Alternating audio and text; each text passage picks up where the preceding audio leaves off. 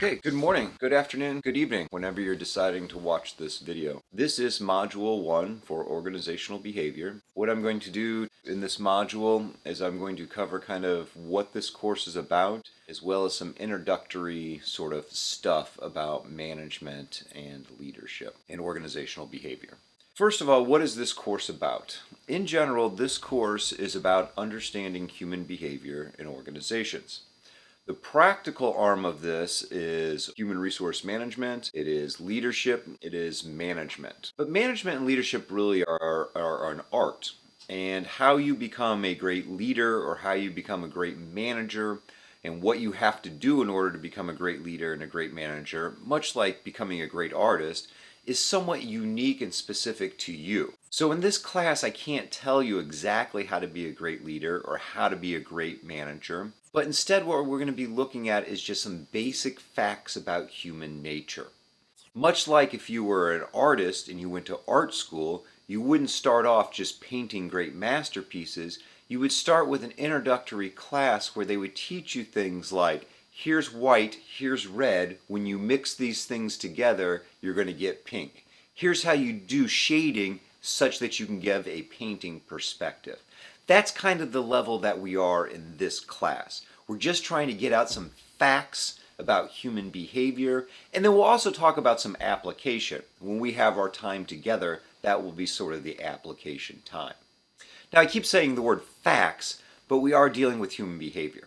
This is an inexact science. In not all cases is what I'm going to be talking about directly reflected in your experiences. Your experiences may have been a little bit different whenever you've been at work or whenever you've had to manage people or lead people. But we are talking about people's behavior in general. I will tell you in some points in this course, this is my opinion or this is how I think you should apply this stuff. But in general, the stuff that I'm asking you guys to know is not just my experience, it's stuff that's been readily studied. It's hundreds of people's, thousands of people's, and in some cases tens of thousands of people's experiences. But we are dealing with human behavior. It is a sort of a bell curve looking. We're talking about the meat of that bell curve. There's always going to be outliers on that distribution. My point is this, as we're going through this class and I'm talking about these different facts, there's probably going to be some point in this class where you are going to say, that's not my experience. And that's okay. What I'm asking you to do is learn the material that I need you to know and kind of suspend that this was my one experience versus this is what we know about human behavior in general. Let me use an analogy to kind of make this more clear. When I was 16 years old, I got a speeding ticket. In Illinois, when you get a speeding ticket, you can go to traffic school. And in this traffic school, you spent some money, you went and spent a Saturday, something like 8 hours, and you learned all this stuff about driving. And some of it was pretty good stuff that I remember to this day. Things like speeding in a city like Athens, with traffic and stoplights, you actually are saving very little time. You learn things like you shouldn't drink and drive, et cetera, et cetera. You learn a bunch of facts. One of the things they told us was, if you are in a high-speed collision, you are better off, it is safer, you are more likely to survive if you had a seatbelt on. This is true, okay? You can go on YouTube, you can look up crash test dummies, and you can see study after study after study where they put dummies, they look at actual accidents of high-speed collisions, and seatbelts, you're more likely to survive those if you have a seatbelt on. Well, as the teacher is saying this in traffic school, this guy in the back raises his hand and says, that's not true. And I'm a 16-year-old kid, and when somebody stands up in a police station and says, that's not true, I disagree with you, I was paying attention. There was a little excitement going on now in the class. And this guy said, that's not true. And I remember to this day what this guy looked like. He looked like Riff Raff. I mean, Riff Raff wasn't anybody then. I don't even know if Riff Raff was born then. But seeing pictures of Riff Raff, the rapper now, that's what this person reminded me of. But anyways, this person stood up and they said, that's not true. Somebody they knew had this experience. And the story went something like this. This person was in a high-speed collision. They were not wearing their seatbelt. Their car rolled over, started flipping, and because the person didn't have their seatbelt on, they were thrown from the car in the roll, and the way the car landed is it was crushed. And one of the first responders told this person that was thrown from their car that didn't have their seatbelt on, hey, it's a good thing that you didn't have your seatbelt on, because if you had had your seatbelt on, you would have been trapped in that car and you would have been killed. Okay, I don't doubt that that story happened. Weird things happen, okay? But when I get in my car and I get on the interstate, I don't bet on the fact that I am going to be safely ejected from the car if I don't have my seatbelt on. The science, the facts, quote unquote, the facts are on my side that wearing your seatbelt is a safer bet than not wearing your seatbelt. Okay, so as we go through this class, what I'm trying to tell you is these things that we know in general based on the studies that people have done. There's always going to be exceptions, there's always conditions that change things, but try to, at least for this class, when we're talking about the facts, when you're filling out the workbooks, I want to know, pretty much regurgitated, here is what the studies say, basically. Okay, that's what we're going to be doing in this class, kind of learning the facts. But before we can get into those facts about human behavior, we have to talk just a minute about some basic management stuff. So for those of you that are either in the College of Business and have had the cluster, those of you that are management majors, this is probably a review. For those of you that this is your first management class, this may be new to you. Please get an organizational behavior textbook. I don't care what textbook you get, but most of the information you can dive deeper in if you have a textbook, because it's just basic textbook stuff. There are 4 things I need you to know as far as just basic management stuff, okay, about what managers do. And the first one is the 4 management functions. And the 4 management functions are planning, organizing, leading, and controlling. So planning, at some level, what managers do is they come up with goals, strategic goals, either for the organization or if they're a manager of a business unit, for the unit. They come up with goals for the individuals that are going to be their employees, that are going to be executing different tasks so that they can execute that unit level or that organizational level vision or strategic goal. There's some planning involved. The other thing that they do is they're involved in organizing. And we're talking about organizing resources. That could be financial capital, it could be assets that we have in the organization, or it could be one of our biggest forms of expenditures, or in a lot of organizations a big expenditure, which is labor. So how do we organize the people to execute the things that we need done so that we can reach those organizational or unit goals? The other thing that managers do, number 3, is they lead. They motivate, they provide vision, build teams, they work on conflict management, conflict resolution. And then the last thing that the managers do in these 4 management functions is control. Now with controlling, this is the one that I notice the students have the hardest time conceptualizing. With controlling, we're not necessarily talking about controlling people, which that may be necessary in part of it. But really when we're talking about this controlling function as a manager, what we're talking about is controlling the progress, controlling the process. So what happened is in this planning stage, we set out this organizational or this business unit goal, and then we start organizing and trying to lead and get people to reach that goal. Well, as we're approaching and trying to reach that goal, what we as managers do is we take some inventory, we take some observations, and we say, yeah, we're on track to reach that goal, or no, we need to make some adjustments as we go along. That's the controlling function. So for this class in particular, the 4 management functions, planning, leading, organizing, controlling. Planning, a little bit we're going to talk about that. Controlling, a little bit we're going to talk about that. Organizing, a little bit we're going to talk about that. But really this organizational behavior stuff, although it's important in all these stages, really comes into that leading aspect.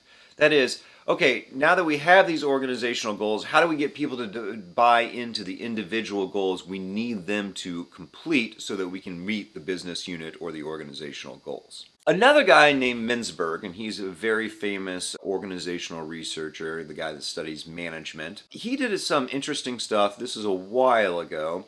But what he did is said, what are the various roles that good managers do? And he actually came up with something like 15 of them. If you have an organizational behavior textbook, it'll have it broken down into all these. I think that there's 15 of them. What I need you to know is the big three, the three that they aggregate in. So Mintzberg basically said that managers perform an interpersonal role. That is, they interact with people. They do things like we said, motivate. They do things like resolve conflict. They do things like meet with external constituents outside the business unit that they're leading or they're managing. And they're kind of the figurehead or the face there also for the unit that they are leading. Mintzberg also talks about how managers perform an informational role. That is, part of what a good manager does is they gather a lot of information and they disseminate information. I want to be clear, good managers, that's not always a one-for-one. It's not that every bit of information they're taking in, they're disseminating that out. What managers and what this informational role has to do with is gathering information, processing that information in a manager's mind, and then making strategic decisions about what information to disseminate to who. So they don't just disseminate information, all the information that they get in. They process all the information, they gather a bunch of information, they process information, then they make decisions about who they're going to tell what to. I want to be clear also though, I'm not advocating not being transparent. We'll get to that later on. The last role that Mintzberg talks about is managers must perform a decisional role. And in the decisional role, what good managers do is they're able to make decisions. They're able to make tough calls. They're able to say things like, we need to pursue this course of action versus this course of action. They need to make decisions like, Bob is right, John is wrong. They need to make decisions like, I'm sorry, you're just not cutting it, we're gonna have to let you go. They need to make decisions like, hey, Cindy and Joanne are very qualified and I have to give one of them a promotion, which one am I gonna give it to? There is a decisional role. Mintzberg's contention was what good managers do is they constantly are performing these three roles. It's not that good managers just are good at decisional roles. It's not that they're just good at the informational. It's not that they're just good at the interpersonal. They perform all three of those roles. And for those of you that have ever worked for a manager that is lacking in the ability to fill one of those roles, you know how frustrating that is. For instance, somebody that doesn't want to take on that decisional role. Okay? Or somebody that isn't very good at disseminating information when you need information. Mintzberg's roles, three roles: interpersonal, informational, decisional. The third main category that we need to think about here is what is known as CATS skills. CATS is K-A-T-Z, CATS skills. And CAT basically looked at what managers do, but he looked at it a little bit differently, and he talked about it in terms of the skills that are important for managers to have. Now, Katz talked about three different types of skills. The first one is technical skills. And technical skills are the things that you can do. Okay, so if you are an accounting major and you plan on sitting for the CPA, when you get that certification, the CPA certification, that's a technical skill. When you go to an organization and they say, what can you do for me? You can say, I can do taxes. Okay? If you are a computer programmer and you're learning, I don't even know what the latest code is, C++, I'm sure that's not the latest code. Whenever you're learning code, when you go to an organization, they say, what can you do for me? I can code in this coding program. Okay, that's a technical skill. Surgeons, doctors, they have technical skills that they can say, here is what I can do. By the way, what we know is when most employers come and look for new employees, that's kind of what they're looking for. What can you do for me? What is the skill that you bring to the table? The position that you guys are in, you're paying a lot of money right now for 4 years to better educate yourself. At some level, you probably should think, what is the technical skill I'm getting out of this? What is the thing that I now can do that I couldn't do 4 years ago?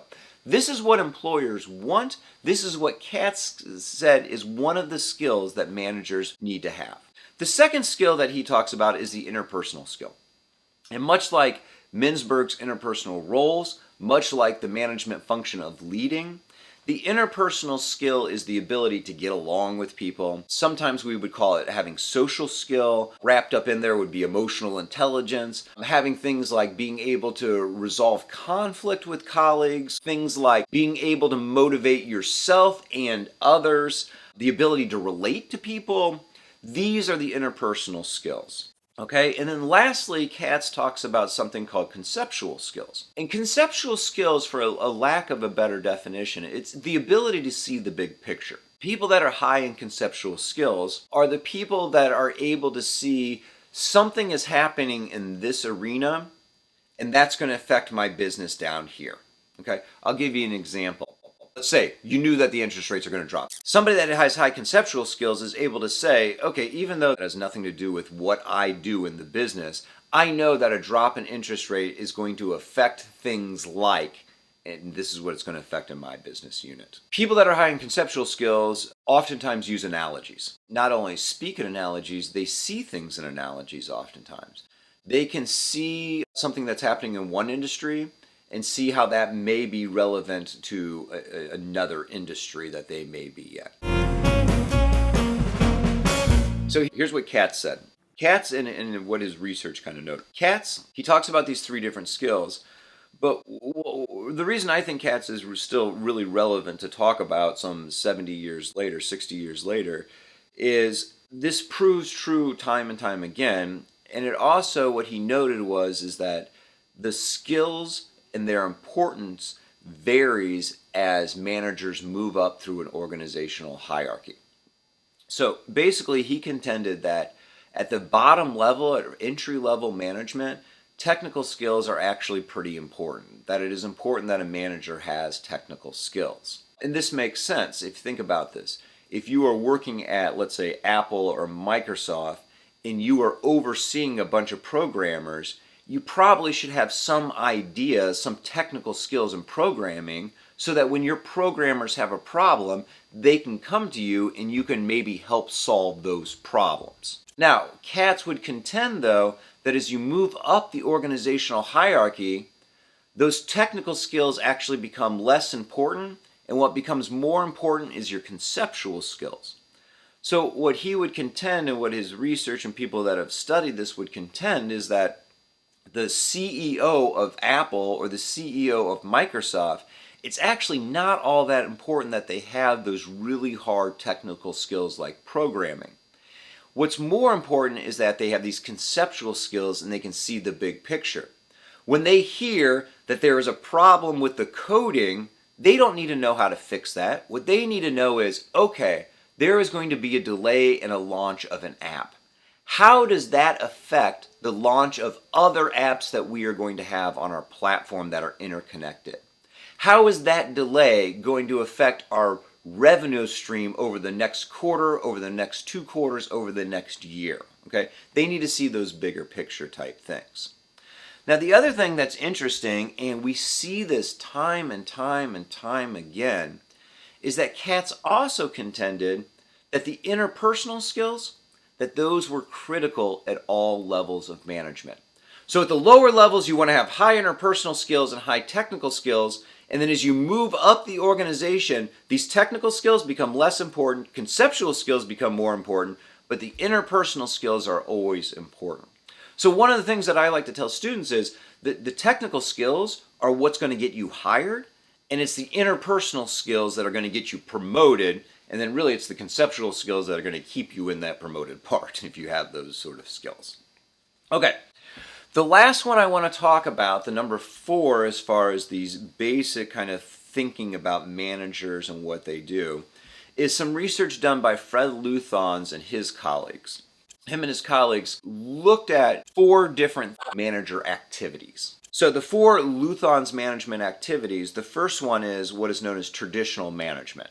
And traditional management is those 4 management functions: planning, leading, organizing, controlling. In today's world, a large part of a manager's just daily duties is human resource management, human resource functions. Things like making promotion decisions, doing performance evaluations, oftentimes doing hiring and firing, resolving conflict. Okay, these are traditional human resource management functions, But on a day-to-day basis, oftentimes that falls on a manager's plate.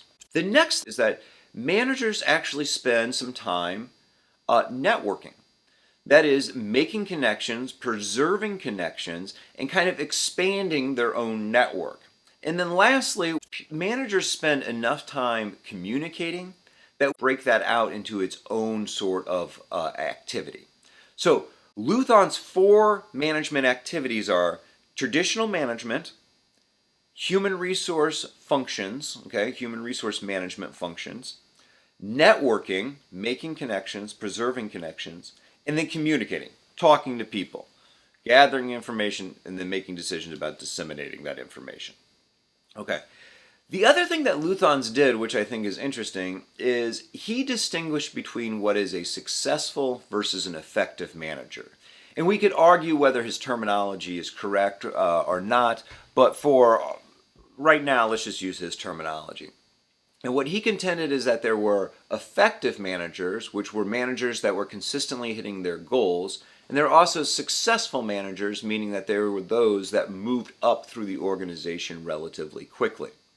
And what's interesting is what he found was effective managers, they spent a disproportionate amount of time on communication. Not that they didn't do the other management activities, they still did the traditional management, they still did HR, they still did the networking, but out of those 4 categories with communicating, they spend more time communicating. These were the effective managers. The successful managers, the ones that tend to get promoted, they did all those management activities. They did the traditional, they did the human resource, they did the communication, but they actually spent more time on the networking. So what I take away from this, though, is as new employees, soon to be new employees, with the desire of moving up through an organization, this highlights 2 things. Is number 1, communication is critically important in order to meet organizational goals, and quite frankly, you need to be meeting organizational goals if you want to ascend in an organization and keep ascending or keep your place at the top, okay? Meeting goals is important. But the other thing is it means that we can't underplay the importance of networking, we can't underplay the importance of making connections. That is important. The one thing I would say that is not in Luthon's research, okay, so this is kind of my takeaway on this, is that you don't want to misinterpret this as you should be spending all your time on networking and that's the way you move up through organizations. If you spend all your time just on networking and you don't do those other things that you're supposed to be doing in your manager role, what's going to happen is you may get promoted, but then you're going to stall out pretty quick because you're not meeting organizational goals. But again, what this highlights is good managers, successful managers, effective managers, they spend actually quite a bit of time communicating and they spend quite a bit of time building relationships and maintaining relationships. The last thing I want to do in this section is talk about some of the common dependent variables that are studied in organizational behavior. Now, for our discussions in class for the field of organizational behavior, these are sort of our outcome variables, the variables that we talk about. Well, we want to try to affect this, we want to try to minimize this, we want to try to increase this. And for this class, we're largely going to stop the discussion right there. However, it's important that you understand that we're not just talking about these variables because we want to talk about them. We're talking about them because they have a bottom line implication for organizations. That is, organizations that don't pay attention to this organizational behavior material, their cost structures actually tend to be higher in the long run than organizations that do pay attention to this. So, what I need you to do for our discussion whenever we actually meet is I want you to determine why organizations that don't pay attention to these variables that I'm about to go over, why is their cost structure higher? Okay, I will do the first one for you, okay? So one of the first dependent variables that we are concerned with in organizational behavior is productivity. And in productivity, we talk about 2 different types. We talk about 3 different types. We talk about creativity, which is a whole nother beast, okay? But normally when we talk about productivity, we think about efficiency and effectiveness. Effectiveness is, are the employees actually reaching the organizational goals that we are asking them to reach? Efficiency is, are they doing that with the minimum amount of inputs? So in other words, if I'm asking my employees to produce toy fire trucks, they're able to make those fire trucks, that's effective, and they're able to do that in half the time it takes my competitors to do that, that means they're more efficient. So you can imagine if as an organization, if I'm not paying attention to this, and number one, if I have employees that are not effective, that is, they're not actually reaching the goals that I want them to reach, then I'm spending money for labor that's not accomplishing my organizational goals, okay? Likewise, if they're not efficient, that is, yeah, they're producing what I'm asking them to produce, but I'm paying them twice as much because it's taking them twice as long, then I am actually paying labor more than my competitors. So I want my employees to be effective, and I also want them to be efficient. So that's one of the dependent variables. Another dependent variable that we pay attention to is absenteeism. And in absenteeism, there's two different types. There's some absenteeism that we call excusable. And excusable absenteeism is things where people are legitimately sick. There is a level 4 warning on the roads, and it is actually illegal for people to drive into work.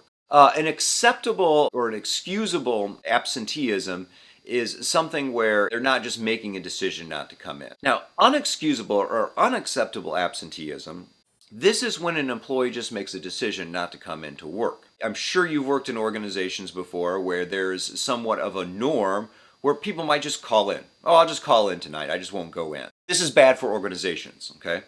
Think again about why that might lead to higher costs for an organization. It doesn't take a huge leap to mentally map that out. I'm an organization, I have above average unexcusable or unacceptable absenteeism. Why is my cost structure higher than organizations that have a lower absenteeism rate? Likewise, turnover. Turnover is when people leave the organization. There's two different types of turnover. There is what's known as functional turnover, and then there's dysfunctional turnover. Functional turnover is whenever, quite frankly, bad employees leave. Sometimes we consider functional turnover when we have to cut costs, and we'd have to let somebody go and possibly pay unemployment costs, and people end up leaving on their own. Okay, that would be considered functional turnover.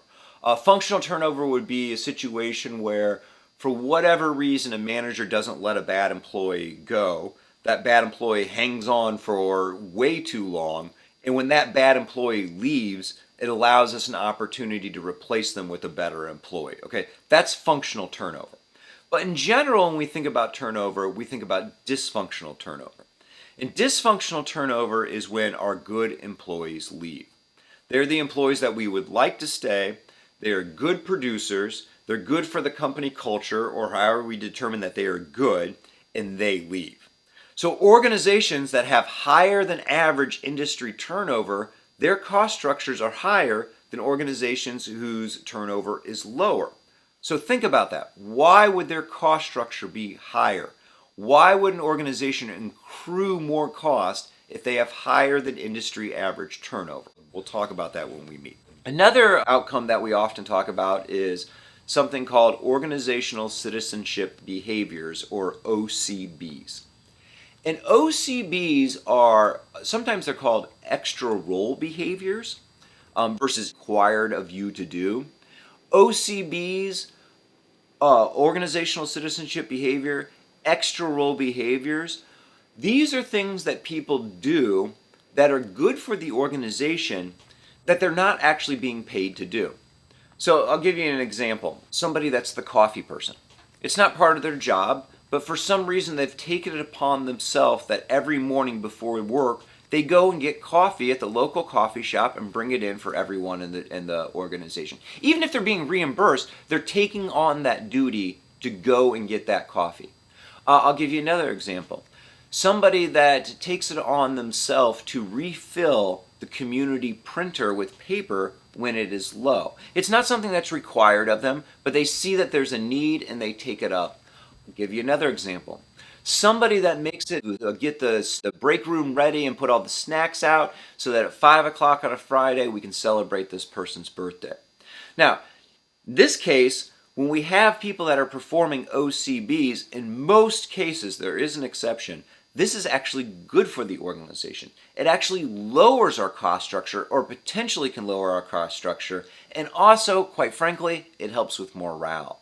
So in general, we want organizations to have more OCBs, but think about that. Why would an organization have a lower cost structure if their employees perform more OCBs than their competitors' organizations?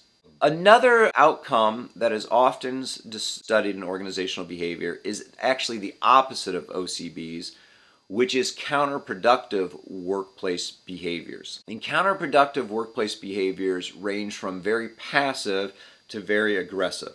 Passive forms of OCBs would be things like playing your music intentionally a little bit too loud in your office just to annoy the person next to you. This is something you're intentionally doing that kind of demotes from office morale. A little less passive, let's say, a little more aggressive.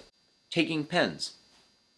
Okay? Seems relatively benign, but if everyone's taking a box of pens once a week, okay, you can understand how that cost would kind of creep up.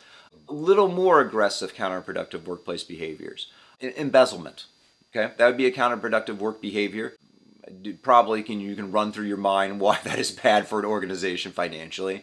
And then the probably the most extreme version of counterproductive workplace behavior would be people coming in and doing workplace violence. And again, you don't probably have to imagine very far off for morale and also for all sorts of other reasons why that's bad for organizations. But think about those sort of outcomes: productivity, absenteeism, turnover, organizational citizenship behaviors, and counterproductive work behaviors. How would those going up and down increase an organization's cost structure? The point being is, when we're talking about this stuff, sometimes it's going to feel very touchy-feely. Oh, we're talking about people's feelings. Well, what would people react to better? Well, it's not that we just care about people, although we should just care about people, but there's also a bottom line on the organization that it actually affects our financial viability. The last dependent variable that is often talked about in organizational behavior, which is often talked about in the pop press, is job satisfaction. And I want to spend just a minute and kind of end on job satisfaction for this module. Job satisfaction is a little bit different than the other dependent variables I just named. Job satisfaction is the degree to which I like or dislike my job, how satisfied I am with my job. It is different from the other 5: productivity, turnover, absenteeism, counterproductive work behaviors, organizational citizenship behaviors, because job satisfaction, unlike these 5, job satisfaction is an attitude.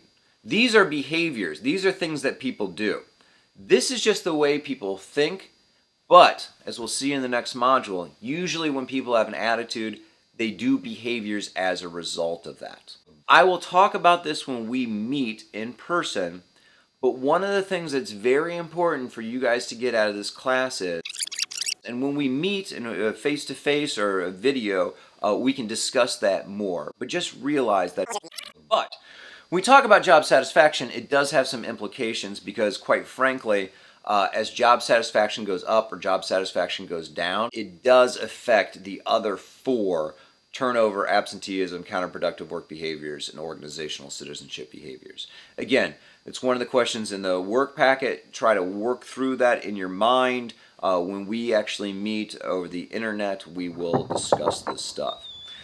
But the last thing I want to talk about on job satisfaction, some of the reactions to job dissatisfaction. And I think that this is important to note, mainly because we're going to be talking about one of these constructs over and over in this class, looking at people's reactions to job dissatisfaction. When people are dissatisfied, they can either do things that they're actually doing something, or they're not. They're just internalizing the feeling. And then they also can do things that are constructive or destructive. Constructive would be they're unhappy with the situation, but their reaction is trying to improve the situation, where destructive is I'm unhappy with the situation, and what I'm doing is I'm trying to basically either break the system more or create more chaos, or in some cases just not say anything and just let it continue being broken, and my dissatisfaction continue. Most people, when they are dissatisfied, they will do one of four things which can map up into that sort of graph.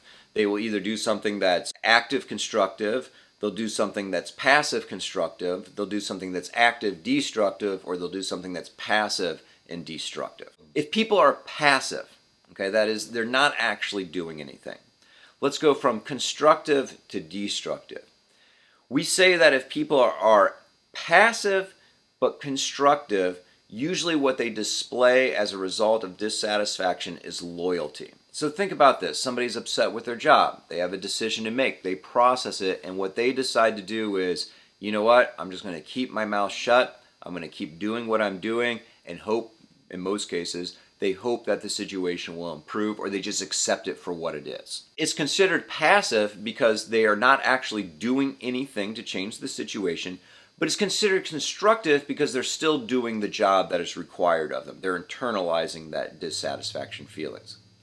Converse that with somebody that is passive, but that's destructive. And in that case, we call that neglect.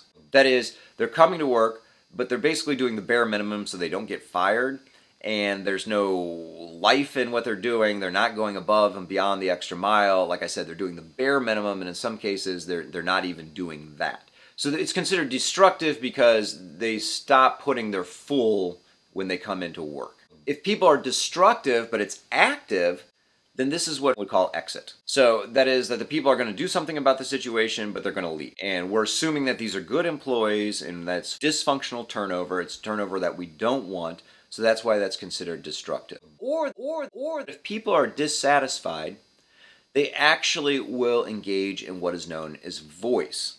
That is, they will tell you what is wrong.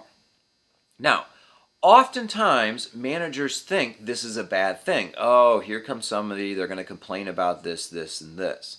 But really, and this is why I'm bringing this up now, and we'll come back to this topic again, and again, is really what's going on when an employee comes to you and is complaining about something they're dissatisfied about, is they are trying to engage you in a discussion about what's wrong. And as a manager, you really have a decision.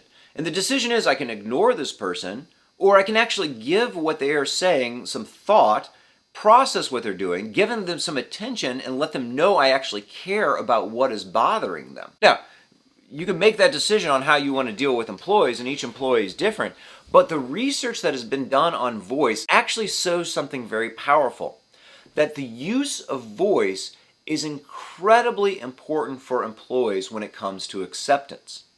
So if an employee is upset about something, if they're complaining about something, they don't like a decision that's been made, and they feel like they can voice their opinion, that's the first part. They voice their opinion. And the second part is critically important. And they feel like their opinion is listened to and valued. So it's not that I'm just listening to you as the manager and it's coming in one year, it's going out the other year, and I'm on my phone. It's very clear I'm not paying attention to you. I'm going, I'm not paying attention to you. Voice doesn't have a powerful effect. It doesn't have a positive effect. But if an employee can say what is bothering them and they feel like their opinion is valued, then what ends up happening is they end up usually accepting whatever's going on, or they're much more likely to accept what's going on. All right. We'll come back to that. That's the end of Module 1.